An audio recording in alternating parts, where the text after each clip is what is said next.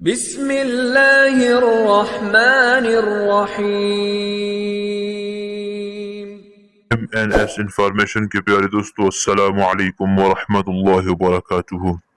امید ہے آپ خیریت سے ہوں گے۔ اللہ تعالیٰ آپ کو سلامت رکھے۔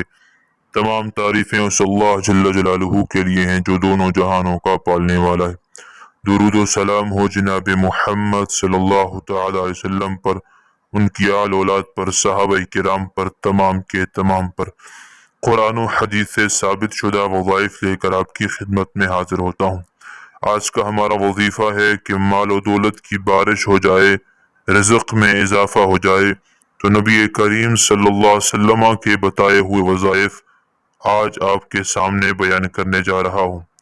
5 وظیفے آپ کے سامنے بیان کروں گا، اس میں سے جو بھی آپ کو آسان لگے ایک وظیفہ کو اپنا معمول بنا دیجئے، اور پھر دیکھیے اللہ کیسے آپ کے اوپر دولت کی، پیسوں کی، رزق کی بارش برساتے ہیں۔ اور یہ میں نہیں کہہ رہا، یہ جناب محمد الرسول اللہ صلی اللہ تعالی علیہ وسلم نے فرمایا ہے۔ اور میرے دوستو، جب انسان مالی اعتبار سے، معاشی اعتبار سے درست اور خوش ہوتا ہے تو وہ دین پر بھی صحیح چل سکتا ہے اور دین کی خدمت بھی کر سکتا ہے۔ تو آپ اس نیت سے یہ وظیفہ کریے گا کہ مجھے اگر مال ملا تو میں انشاءاللہ دین کی خوب خدمت کروں گا۔ چلتے ہیں وظیفے کی طرف۔ پہلا وظیفہ، ایک شخص کو رسول اللہ صلی اللہ علیہ وسلم نے تنگ دستی اور امراض کے لیے یہ دعا پڑھنے کو فرمایا تھا، اور فرمایا کہ اگر تمہارے حالات معاشی درست نہ ہوں تو یہ دعا پڑھنا جو آپ کی اسکرین پر نظر آ رہی ہوگی۔ توکلت علی الحی الذی لا يموت والحمد للہ الذی لم يتخذ ولدا ولم يكن له شریک فی الملک ولم يكن له ولی من الذل وکبرہ تکبیرا۔ اور ایک وظیفہ نبی کریم علیہ السلام نے اپنی پیاری بیٹی سیدہ طیبہ طاہرہ فاطمہ الزہرا رضی اللہ تعالیٰ عنہا کو بتایا۔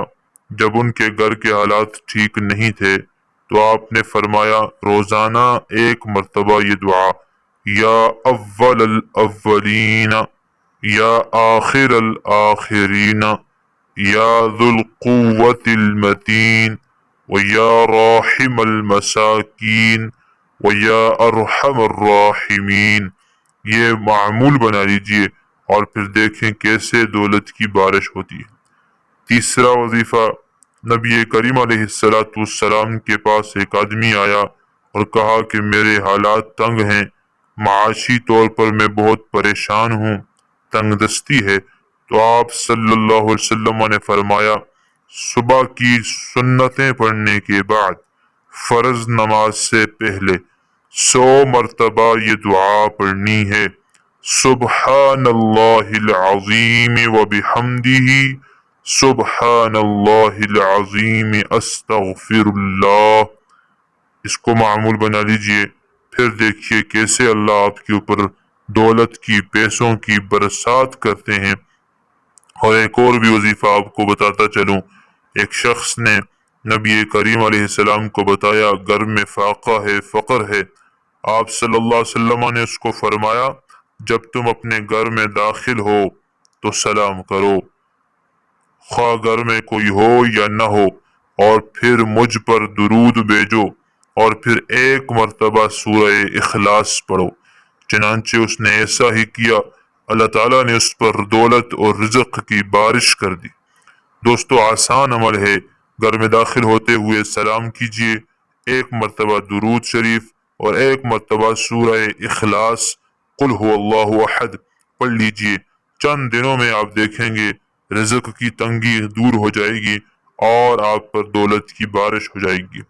5واں وظیفہ، نبی علیہ السلام نے فرمایا جو آدمی کثرت سے استغفار کرے اور فرمایا لا حول ولا قوت الا باللہ پڑھے، اللہ تعالیٰ اس پر دولت اور رزق کی بارش برسا دیں گے۔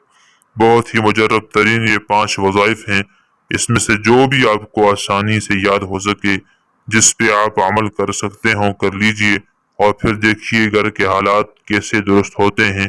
اللہ آپ کو کیسے دولتوں سے نوازتے ہیں۔ مسلمان دوستو، سب کچھ دینے والی ذات اللہ کی ہے اور اسی سے سب ملے گا۔